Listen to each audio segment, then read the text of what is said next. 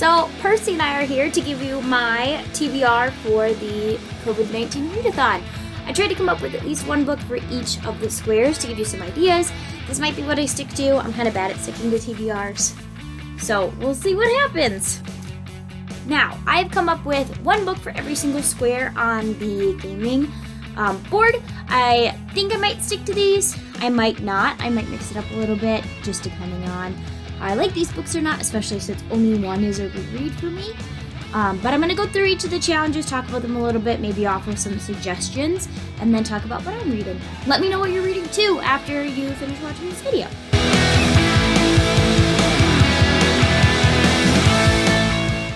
We're going to start off with the top corner for Wash Your Hands. Read a book that you've been meaning to get around to. Now, this one I am actually going to use a graphic novel for because I wanted to not just have a bunch of novels. So the book I picked for Wash Your Hands is Why the Last Man, which is a graphic novel by Brian K. Vaughan. The premise of this is that there's a major disaster and all of the men on Earth except one spontaneously disappear. And so what happens when there are no men left on Earth? It's a very famous graphic novel series. It's been one I've been meaning to get around to. I've owned this for a couple of years now. So that is the one I'm going to pick for the first square. For the second square, which is Quarantine, Reread an Old Favorite, I decided I was going to pick up a really old favorite. It's actually a book I read when I was in middle school. And that's Just Jane, which is written by William Lavender. This is a pretty old, early juvenile lit YA novel. It was published in 2002. So it's quite older than a lot of the books that I have on my list. It's one of my favorites. It got me really into historical fiction. It is about a young girl whose family is torn on both sides of the Revolutionary War. She lives in South Carolina, and she is going through the years of the war and trying to decide where her loyalties lie, especially when her family is split. And she is originally from Great Britain, but she wants to be an American. It's a really interesting story. It covers a lot of time. It's very early 2000s, especially with some of the tropes. So it can get a little cringy, but all in all, it's a very cute story that I've really enjoyed reading. So I'm looking forward to rereading this one. So for the third square, which is Consumer Panic, read a bestseller. I'm cheating a little bit on this because I wanted to pick an audiobook because I know I'm not going to have time to just sit around and read the whole time, but I can listen to it while I'm doing some other stuff. And a lot of the books I have on my Audible account are bestsellers, but right now I am in the middle of reading The Name of the Wind by Patrick Rothfuss, which is a bestseller. And for this one, I think I have 23 hours left in it. It's a very, very long book, but it is part of a fantasy series called The Kingkiller Chronicles. The first two are currently out. The third one is in the George R.R. Martin land of probably never getting published, but it's very, very popular, and so I wanted to try it out. I started reading it over winter break. It's a very long book. It's about a man whose name is Kavoth. He is he's this man who you come across at the beginning of the story, and he's telling his story from the very beginning to a man who is asked him to tell his story. So it's an interesting point of view. I'm not really sure how I feel about it right now. It's interesting. I really like the narrator for the guy who's doing the audiobook. He does really great voices, and he's really good at 1.5 speed, which is sometimes hard. But it's also kind of depressing. So I'm hoping to get through this one so I can have a better idea of how I feel about it by the end of the read-a-thon. So we'll see, but that one is going for the third box. So for the fourth square, which is clickbait, read a book with a great cover, I am thinking I'm going to read Once and Future, which is by Amy Rose Capetta and Corey McCarthy together. This is a futuristic sci-fi that is a retelling of Arthurian legend.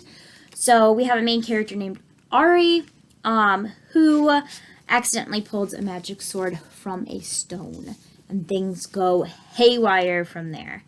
In the little blurb it gives you at the beginning, it says, "The legend of King Arthur lives on in her.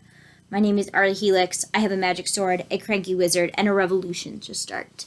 So I think this is going to be some fun girl power. I really like Arthurian legend retellings. I think there's a lot you can do with that, and they don't get done very often, so they're not overdone in the retelling world. And I'm interested to see what they do with this kind of sci-fi futuristic take on it also. This cover is beautiful. It was definitely a cover buy when I picked it up the first time. That brings us to our fifth square, which is Don't Touch Your Face, read a book with a face on the covers. For that one, I am going to be reading Enchantée, which is a magical reimagining of the years before the French Revolution. The main character, Camille, is trying desperately to keep her sick little sister alive after her mother has died of smallpox. So using the magic that she has, she makes her way into the French court and starts gambling with the rich people to try to get enough money. But she starts realizing it's more dangerous than she thought, and eventually it's all going to come crumbling down around her just as revolution breaks out in France. I'm looking forward to reading this one because this isn't a time period that I think gets taken on very often, especially because the French Revolution is so complicated. I'm interested to see what they can do with the changing tides of industrialism versus the old style of the royalty in that time period. It's a chunker, so we're going to see how it goes. But it does count for face on the cover of that one. So we're going to see how that one goes. It could also count for great cover. This cover is the reason I bought this book too. It's definitely a cover buy. It's really, really beautiful and fun. So that will cover my fifth square. All right, that means that we are now at 6, which is Cover Your Sneeze, read a poetry collection. Now, as I was gathering my books together in my library today, I realized that all my poetry collections are at school right now because Advanced Creative Writing was working on their poetry project. So a lot of the collections I have are at school, which put me in kind of a pickle because all of the ones I haven't read yet are at school outside of one. So because I have to have access to it, my poetry collection is going to be the poetry of Edward Lear. I bought this one from Half Price Books probably a month ago, and it's a collection of his drawings and his silly poems. So this should be fun. I like Edward Lear poetry. It's little Shel Silverstein-y, which is fun. It's normally pretty funny. I like that this collection has his drawings in it as well. It also has his alphabet at the back. So I'm looking forward for this to be my poetry collection. It wasn't what I was expecting. I thought I'd read some more modern poetry, but all of those are stuck at school. So it's going to be this one. That means we are now at Stay 6 feet apart, read a book that is out of your comfort zone. I don't have a very specific genre to go to for this. I'll read a lot of stuff where I just know I just really don't like it.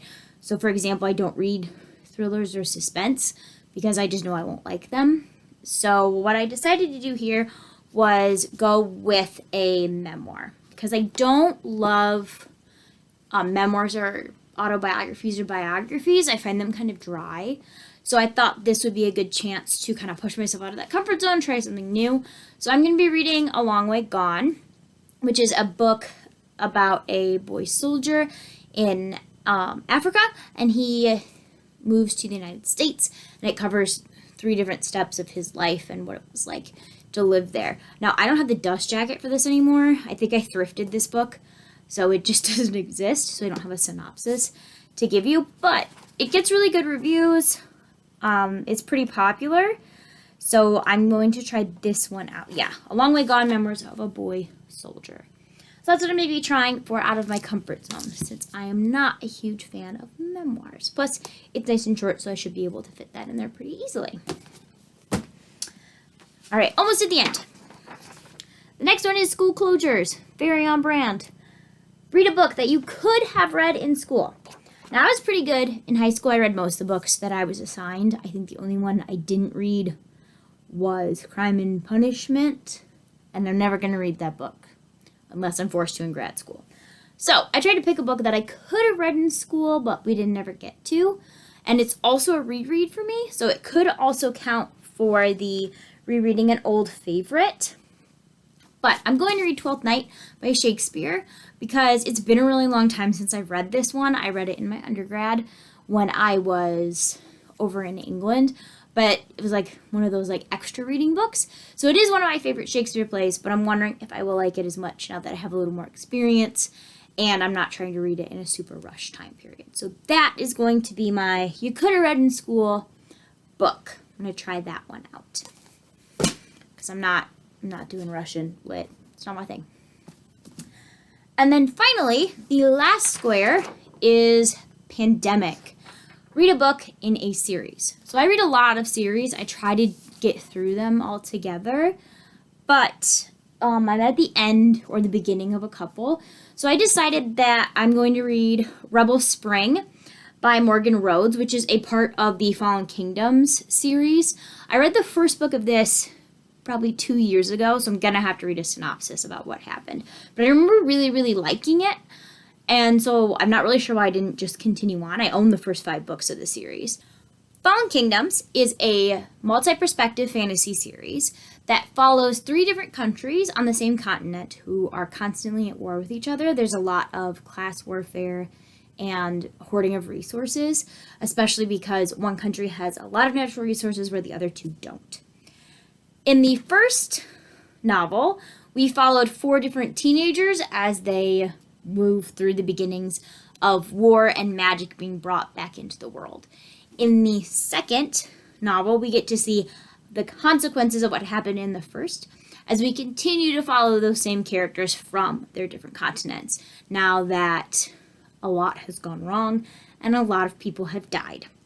So I'm interested to start with this one. I definitely need to read a synopsis of this one again because it's been a really long time since I read it, but I'm looking forward to trying it out again. It's really different than the other stuff that I have reading. This would also work as a New York Times bestseller. The series is best-selling. It is a little old, so if you haven't heard of it, it's pretty good. There's 5 books out right now, I think, and then there's a short story collection that goes with it and a novella that's a prequel. But that is going to be my last book. So in the end, this is my TBR pile so far. It's 9 books. I'm going to see how it goes. I might stick to these. It might change. We will see, but I will keep you updated. And I'll do a wrap-up at the end to see how I felt about all of them. So let me know what you are going to be reading, what your TBR pile is. You don't have to have 9. I just wanted to find something for each one of them. You only need 3. So let me know what you are up to and what you're going to be reading over the next 2 weeks. All right. Thanks. Bye.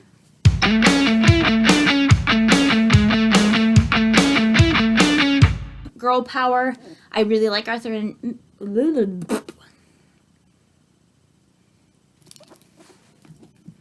Your brother's losing his mind outside. Yeah, he's crazy. What's going on? Percy doesn't care.